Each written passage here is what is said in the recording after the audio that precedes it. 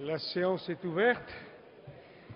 L'ordre du jour appelle les questions au gouvernement. La parole est à Dominique Orliac. Monsieur le Président, chers collègues, ma question s'adresse à Madame la ministre de l'Écologie.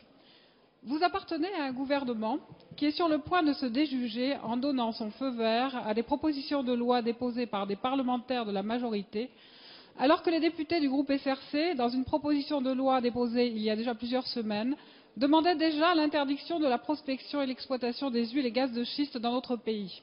Mais personne n'est dupe. Ce revirement, ce désaveu que vous vous apprêtez à infliger à l'ancien numéro 2 du gouvernement et ministre d'État, auteur de cette mesure scandaleuse, est d'abord le résultat d'une forte mobilisation citoyenne sur les territoires concernés.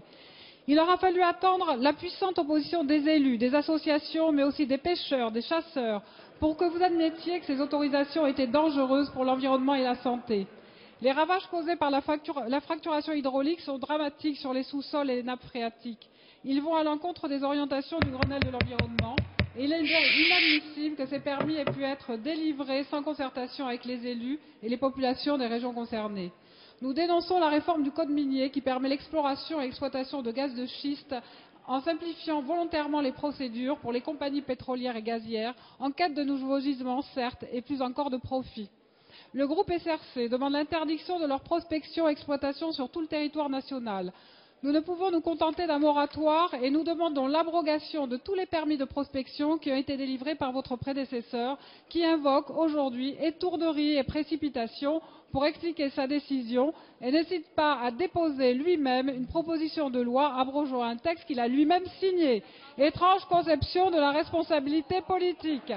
Alors, Madame la Ministre, pouvez-vous reconnaître devant la représentation nationale que ces autorisations étaient contraires à l'intérêt général et donc à l'intérêt des Français? Pourquoi autant de complaisance à l'égard des sociétés pétrolières et gazières avides de profit? Madame la ministre de l'Écologie, du Développement durable, des Transports et du Logement.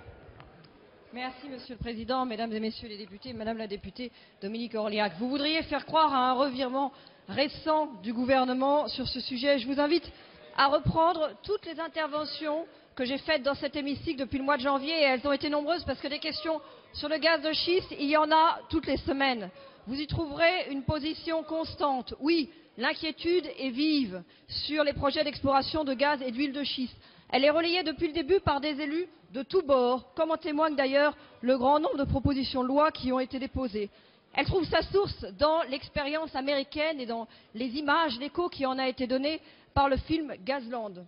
Devant ces enjeux complexes, devant les risques environnementaux tels qu'on les voit dans ces images, nous avons demandé, mon collègue en charge de l'énergie, Éric Besson, et moi-même, une mission d'inspection depuis déjà plusieurs semaines. Et dans l'attente de cette mission, du résultat de cette mission d'inspection, toute opération de fracturation hydraulique a été suspendue selon les vœux du Premier ministre. Madame la députée, Mesdames et Messieurs les députés, cette mission doit rendre son rapport d'étape d'ici quelques jours.